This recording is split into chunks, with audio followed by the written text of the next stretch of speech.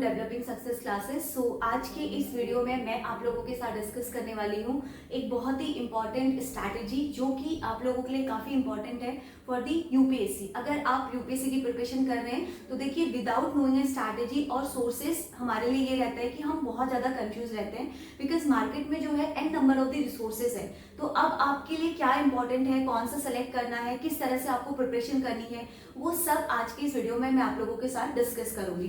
तो यहाँ पर हम लोग सारे सोर्सेज के साथ आपको मैं बेसिक सिलेबस का भी आइडिया दूंगी, सो दैट आपके माइंड में एक पूरा कंप्लीट सिलेबस क्लियर रहे, एक पिक्चर की किस तरह से आपको प्रिपरेशन करनी है स्पेसिफिकली यूपीएससी जीएस पेपर 1। यहाँ पर हमारा आता है हिस्ट्री। ठीक है, चलो फिर अब करते हैं हम स्टार्ट। तो स्टार्ट करने से पहले देखिए, कभी भी हम किसी भी एग्जाम की प्रिपरेशन करते हैं, किसी भी एग्जाम की, तो सबसे पहली चीज जो हमारे दिमाग में क्लियर होनी चाहिए दैट इज सिलेबस। ठीक है, कोई भी एग्जाम आपको जो है दो चीजें देता है। क्या देता है? पहली चीज वो आपको देता है सिलेबस, दूसरा चीज वो आपको प्रोवाइड करता है प्रीवियस ईयर के क्वेश्चंस, जिसकी हेल्प से आप क्या कर पाते हो, आप आइडेंटिफाई कर पाते हो कि कौन से टॉपिक मेरे लिए इंपॉर्टेंट है, कौन से रिसोर्सेज मुझे अपने फॉलो करने हैं। तो हमेशा प्रीवियस ईयर के क्वेश्चंस के बेसिस पर ही आपकी स्ट्रैटेजी और बुक लिस्ट हमेशा क्या होती है, सेलेक्ट होती है। अब ये नहीं करना है कि रेंडमली कोई क्वेश्चन सडन यूपीएससी ने पूछ लिया है और आप उसके लिए कंप्लीट अपनी बुक लिस्ट चेंज कर दे रहे हैं। नो, ये आपको किसी भी पेपर में नहीं करना है यूपीएससी के। आप अपने बेसिक जो आपके रिसोर्सेज है आप उसी पे स्टिक रहिए। ठीक है, चलिए तो देखते हैं सबसे पहले कि हिस्ट्री का इंपॉर्टेंस क्या है यूपीएससी के इसमें। ठीक है, तो उसके लिए पहले आप एक बार यहाँ पर वेटेज देखिए कि एक्चुअल में हिस्ट्री का वेटेज कितना है।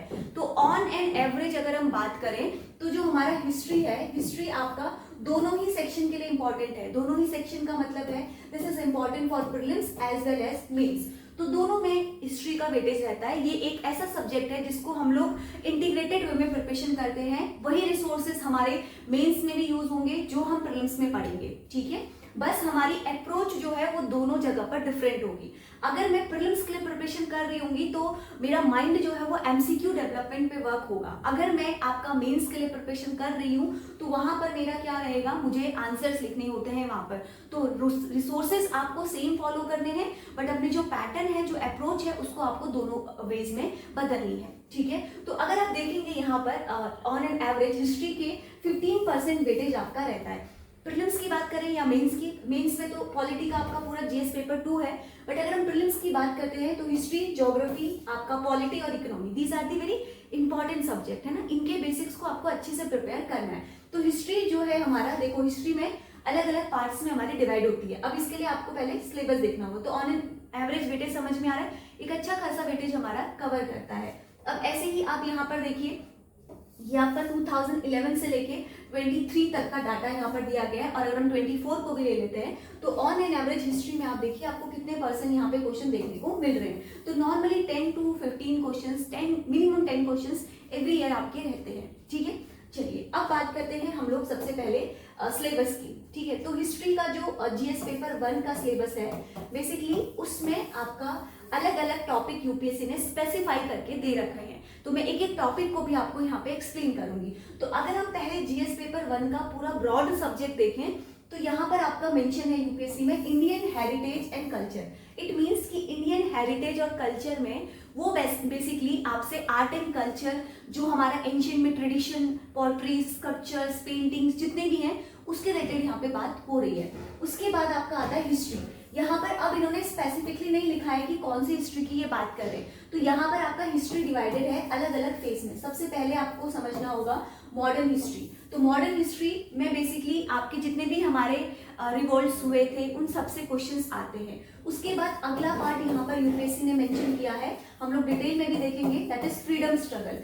तो फ्रीडम स्ट्रगल में आपका वो फेस है जहां पर हमारे लिए एक्चुअल में क्या हुई थी, हमारी वॉर शुरू हुई थी अगेंस्ट द ब्रिटिशर्स। यहीं पर ही हमने पूरी अपनी लड़ाइयां लड़ी थी और यहीं पर ही हमारे इंपॉर्टेंट रिवोल्ट्स आते हैं। गांधी जी का पूरा इंपॉर्टेंट आपका फ्रीडम स्ट्रगल में ही देखने को मिलेगा। इसके बाद आपका अगला फेज है जो कि मेंशन है सिलेबस में, दैट इज पोस्ट इंडिपेंडेंस। ठीक है, पोस्ट इंडिपेंडेंस का मतलब क्या है, आफ्टर इंडिपेंडेंस हमारे यहाँ पर किस तरह से चीजें थी, किस तरह से इकोनॉमी थी, क्या उस समय कंडीशंस थी। ठीक है, उसके ऊपर यहाँ पे सिलेबस दिया गया है। एंड उसके अलावा यहाँ पर हमारा एक और पार्ट है हिस्ट्री में जो हमारा आता है आपका वर्ल्ड हिस्ट्री। तो वर्ल्ड हिस्ट्री भी आपका एक अगेन इंपॉर्टेंट सेक्शन है जिसमें UPSC every year questions mains में पूछ लेता है। 1 से 2 क्वेश्चन आपके रहते हैं, minimum 1 question, maximum we can say 2 question, कभी कभी नहीं भी आते हैं, लेकिन जो बाकी सेक्शन है आपके these all topics are important. ठीक है, नेक्स्ट पार्ट इसमें आता है आपका ज्योग्राफी जिसमें हमें इंडिया और वर्ल्ड दोनों ज्योग्राफी पढ़ना है, एंड उसके अलावा यहाँ पर हमारी इंडियन सोसाइटी भी एक टॉपिक है। तो ये तो है आपका पूरा जीएस पेपर 1 का सिलेबस। यहाँ पर हम लोग इस सेशन में स्पेसिफिकली बात करेंगे only related to the history. ठीक है, चलिए अब बात करते हैं एक एक टॉपिक को इन डिटेल एनालिसिस के साथ।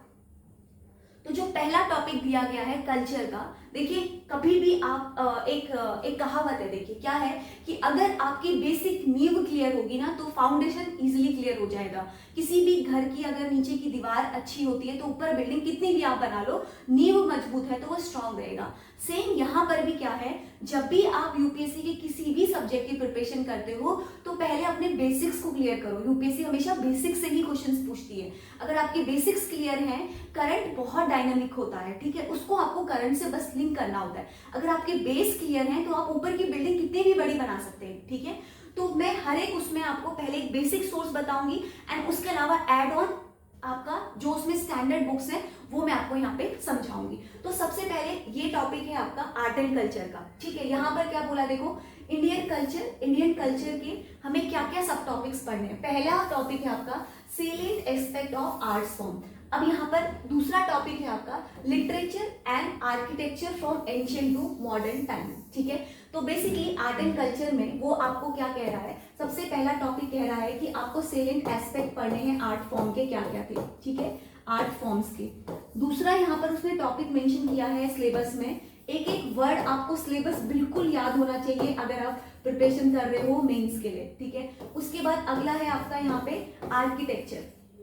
ठीक है, तो ये आपके जितने भी यहाँ पर टॉपिक्स है ना, ये सब आपको एकदम याद होना चाहिए कि मेरा सिलेबस क्या है, कहाँ से कहाँ तक पढ़ने, एंशिएंट टाइम से लेके मॉडर्न टाइम तक जितने भी आपके सेलिएंट आर्ट थे, लिटरेचर थे, आर्किटेक्चर थे, ये सबको आपको पढ़ना है। ठीक है, अब यहाँ पर देखिए अगर हम बात करते हैं सेलिएंट आर्ट फॉर्म की, तो यहाँ पर क्या क्या टॉपिक्स हमें पढ़ने हैं। आपने पढ़ा होगा टेम्पल आर्किटेक्चर, पोएट्रीज के बारे में आप देखोगे कि कैसे कैसे जो है ये चेंजेस हुए, कैसे कैसे चेंजेस का मतलब क्या है, जब हम एंशिएंट से कहाँ की तरफ जा रहे हैं, मॉडर्न की तरफ जा रहे हैं। एक बात मुझे बताइए, जो फैसिलिटीज एंशिएंट टाइम में अवेलेबल थी क्या सेम चीजें मॉडर्न में भी थी? नहीं ना, यहाँ से यहाँ तक तो बहुत ज्यादा डेवलपमेंट हो चुका था। तो जो आप एंशिएंट में पढ़ोगे, लाइक इंडस वैली से पहले भी जो आपकी कैल्कोलिथिक मेसोलिथिक पीरियड था, वहां पे आपको वॉल पे पेंटिंग देखने को मिलेगा। उन पेंटिंग्स की हेल्प से ही तो हम डिपिक्ट कर पाते हैं कि उस समय का कल्चर कैसा था, उस समय की आर्किटेक्चर कैसा था, क्योंकि वहां पे हंटिंग सीन दिखाए गए। तो जिससे हमें क्या पता चलता है, मे बी उस समय के जो लोग थे वो हंटर गैदर हुआ करते थे। ठीक है,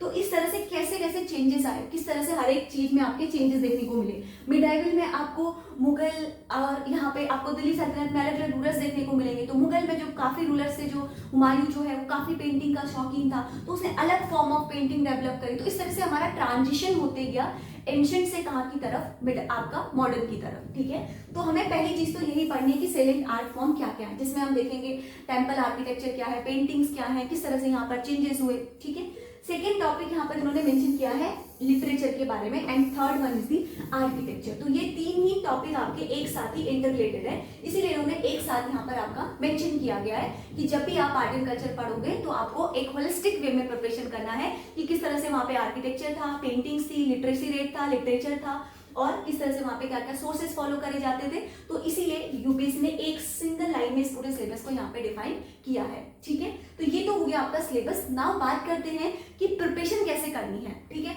अब यहाँ पर आप देखोगे मैंने आपके सामने 2 बुक्स रखी हैं।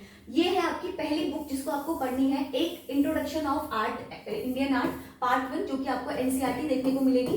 तो हर एक टॉपिक में आपको सबसे पहले तो एनसीईआरटी पे कमांड करनी है, बिकॉज एनसीईआरटी आपका एक मूल सोर्स है जो आपका एक एप्टीट्यूड डेवलप करता है इंटरलिंकेजेस का। फॉर एग्जांपल आप इसमें पढ़ोगे अलग अलग काइंड ऑफ आर्किटेक्चर के फॉर्म। यहाँ पर आप पेंटिंग के पढ़ोगे, लखुड़िया पेंटिंग 1 लाख, इसका मतलब क्या होता है, पैलियोलिथिक में कहाँ कहाँ पर हमारी साइट्स थी जहाँ पर ये फैला हुआ था, अजंता एलोरा केव में अलग अलग पेंटिंग थी जिससे यूपीएससी ने डायरेक्ट क्वेश्चन पूछा है इसी फाइन आर्ट से। ठीक है, और दूसरी बुक जो आपको मैंने आपको बोला एक बेसिक सोर्स, दूसरा आपको मैं यहाँ पे स्टैंडर्ड सोर्स बताऊंगी। तो ये है आपका बेसिक सोर्स जो आपको फॉलो करना है। स्टैंडर्ड सोर्स की बात करें तो एड ऑन करने के लिए आपको यहाँ पे नितिन सिंघानिया गोपीनाथ सर की आपकी आर्ट एंड कल्चर की बुक आती है, इसको आप फॉलो करेंगे। नाउ अब देखिए, एक स्मार्ट स्टडी करनी है, ठीक है। कोई भी बुक को पढ़ रहे हैं, आप प्रिफर कर रहे हैं, तो पहले क्या करना है, सबसे पहले आपको सिलेबस पढ़ना है, ठीक है। ये चीज ध्यान रखना, सबसे पहले आपको क्या करना है, सिलेबस पढ़ना है। उसके बाद क्या करना है, साथ के साथ आपको प्रीवियस ईयर क्वेश्चन देखने हैं, ठीक है। क्यों देखने हैं, सो दैट जब आप जो भी टॉपिक पढ़ रहे हो आपको आइडिया हो कि किस तरह से इंपॉर्टेंट है और इस टॉपिक में कहां से यूपीएससी बेसिकली क्वेश्चन पूछता है। तो जब आप इस तरह से स्ट्रैटेजी को अप्लाई करेंगे तो नितिन सिंघानिया वाली जो बुक है आपको कवर टू कवर नहीं पढ़नी है। आपको यहाँ पर जो मेन टॉपिक सिलेबस में दिए गए हैं, आर्किटेक्चर, आर्ट्स फॉर्म, पेंटिंग्स, ये टॉपिक्स पे ही आपको यहाँ पे कमांड करना है, पूरा कवर टू कवर नहीं पढ़नी है, ठीक है। अपने आप में एक स्ट्रैटेजी, एक स्मार्ट वर्क करना है, सो दैट जो आपका लोड है वर्क का वो क्या होते रहे, धीरे धीरे धीरे धीरे कम होते रहे और आप एक स्मार्ट वे में प्रिपरेशन करें, ठीक है। तो आर्ट एंड कल्चर के सोर्स आपको क्लियर हुए। पहली चीज आपको पढ़नी है इंडियन आर्ट एंड कल्चर की फाइन आर्ट्स की बुक। दूसरा आपको पढ़ना है selected topic from the Nitin Singhania, ठीक है। कमेंट में आप हमारे टेलीग्राम चैनल को ज्वाइन कर लीजिए, वहां पर मैं आपको स्पेसिफिकली मेंशन कर दूंगी कि these are the only topic जो आपको पढ़ने हैं, ठीक है। तो आपका काम और भी यहाँ पे इजी हो जाएगा। और साथ के साथ मैं आपको प्रीवियस ईयर क्वेश्चन देखने को क्यों कह रही हूँ, because as it is theme जो है वो भी आपकी रिपीट हो जाती है लास्ट ईयर के क्वेश्चन से, ठीक है। तो इसलिए उन चीजों के ऊपर भी आपको काफी ज्यादा यहाँ पर ध्यान देने की जरूरत है, ठीक है। चलिए अब बढ़ते हैं आगे सेकेंड पार्ट की तरफ। अब देखिए यहाँ पर सीधे यूपीएससी के मेंस के सिलेबस में डायरेक्टली आपका मॉडर्न हिस्ट्री लिखा गया है, ठीक है। तो हम लोग मॉडर्न हिस्ट्री के बारे में पहले पढ़ लेते हैं, फिर मैं आपको एंशिएंट और मिडाइवल भी आपको बताऊंगी। हिस्ट्री आपकी जनरली एंशिएंट से कहाँ की तरफ जाती है, मॉडर्न की तरफ, बीच में आपका कौन सा फेज आएगा, मिडाइवल। तो एंशिएंट और मिडाइवल के फेज में अभी आपको समझाऊंगी, उससे पहले हम एक बार मॉडर्न के देख लेते हैं जो कि मेंस में दिया गया सिलेबस है। देखो यहाँ पर इन्होंने क्या लिखा है, modern Indian history from about the middle of 18th century until the present. अभी तक जितने भी सिग्निफिकेंट इवेंट हुए हैं, पर्सनालिटीज हैं, इश्यूज हैं, जैसे आप देखते हो कोई भी पर्सनालिटी न्यूज में आती है तो यूपीएससी क्या करता है, उस पर्सनालिटी के वर्क के रिलेटेड आपका मेंस में कोई आंसर दे देता है करने के लिए। उसके अलावा प्रीलिम्स में क्या करता है, जो भी पर्सनालिटी न्यूज आते हैं उसके कोई हिस्टोरिकल उसका बुक हो गया या कोई उसका वर्क हो गया, उसको ऐड करके आपको क्वेश्चंस दे देते हैं। तो ये चीजों के ऊपर आपको ध्यान देना है, ठीक है। चलो अब इसके लिए हम बुक रिसोर्सेज देखते हैं। इसके लिए आपको एक बुक फॉलो करनी है ओनली, वो है आपकी स्पेक्ट्रम। स्पेक्ट्रम की जो बुक है ना, इसको आपको कवर टू कवर पढ़ना है। कवर टू कवर का मतलब क्या है, इसमें आपको जितने भी टॉपिक्स इन्होंने दिए हैं आपको अच्छे से प्रिपेयर करने हैं। ये और फ्रीडम स्ट्रगल पूरा आपका इसी टॉपिक से हो जाएगा। For prelims plus as well as mains, दोनों के लिए आपको यही बुक फॉलो करनी है, एक सिंगल बुक, ठीक है।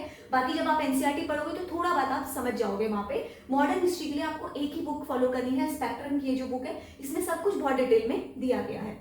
अब बात करते हैं सेकेंड पार्ट जो इसमें दिया गया है, फ्रीडम स्ट्रगल। तो फ्रीडम स्ट्रगल के वेरियस स्टेजेस हैं, उसके इंपॉर्टेंट कंट्रीब्यूशन है, जिसमें आपका गांधी जी का रोल आएगा और बहुत सारे ग्रेट लीडर्स आएंगे, किस तरह से उन्होंने हेल्प किया। इवन यूपीएससी क्या करता है, दो ग्रेट लीडर के बीच में कंपैरिजन करके भी आपको बोल देता है कि इनके वर्क और इनके वर्क में क्या डिफरेंशिएशन था और किस तरह से इन्होंने कंट्रीब्यूशन दिया था, ठीक है। तो उस चीज को आपको ध्यान रखना है, different parts of the country में क्या क्या इसमें यहाँ पर चेंजेस हुए थे। तो फ्रीडम स्ट्रगल के बारे में आपको यहाँ पर ध्यान में रखना है, ठीक है। चलिए अब बात करते हैं अगला टॉपिक जो यहाँ पर हमारे सिलेबस में मेंशन है, वो है आपका पोस्ट इंडिपेंडेंस। अब यहाँ पर ध्यान से देखना, ये टॉपिक आपका स्पेसिफिकली मेंशन है only for the mains. Mains के लिए ये इंपॉर्टेंट है। अब देखो स्मार्ट वर्क क्या करना है, मेंस में आपको पता है कि आपको आंसर राइटिंग पे कमांड करना है, ठीक है। तो आंसर राइटिंग करना है तो आपको क्या करना है, प्रीवियस ईयर क्वेश्चन को एक बार देखना है। प्रीवियस ईयर क्वेश्चन की हेल्प से जितने भी इंपॉर्टेंट थीम्स है जिससे यूपीएससी ने क्वेश्चन पूछा है, उस पर आपको अपने सैंपल क्वेश्चन प्रिपेयर कर लेने हैं। तो जो भी बुक आप पढ़ेंगे इसके लिए, उसमें आपको क्या करना है, सिर्फ ये टॉपिक आपका कवर करना है। पोस्ट इंडिपेंडेंस की कोई भी बुक होगी तो उसमें बहुत डिटेलिंग में दिया गया होगा, आपको सिर्फ सेलेक्ट टॉपिक लेना है, post independence consolidated reorganisation within the country. अब यहाँ पर अगर आप बेसिकली जो मैंने अभी आपको स्पेक्ट्रम बताई, उसमें भी एट द एंड में पोस्ट इंडिपेंडेंस दिया है, तो बेसिक थोड़ा आपको वहां से समझ में आ जाएगा। उसके अलावा आप क्या करेंगे, ये एक बुक है, मार्केट में आपको मिल जाएगी, इसको आप डाउनलोड भी कर सकते हैं, post independence for civil services India, McGraw Hill publication की ये आपको बुक देखने को मिलेगी। इसमें आपको क्या करना है, जैसे मैंने आपको बताया नितिन सिंघानिया में, ऐसे ही आपको इसमें भी सेलेक्टेड टॉपिक्स को यहाँ पे रीड करना है, जिसमें आपके बेसिक जितने भी ये पोस्ट इंडिपेंडेंस रिलेटेड जो भी टॉपिक्स हैं वो उसमें कवर हो जाएंगे। और उसमें हेल्प करने के लिए आपको प्रीवियस ईयर से एक बार थीम देखनी है, तो आप टेलीग्राम चैनल को हमारे ज्वाइन करना, वहां पर मैं इसके भी आपके थीम्स बता दूंगी, ठीक है। चलिए अब बात करते हैं लास्ट पार्ट जो कि हमारा मेंस का है।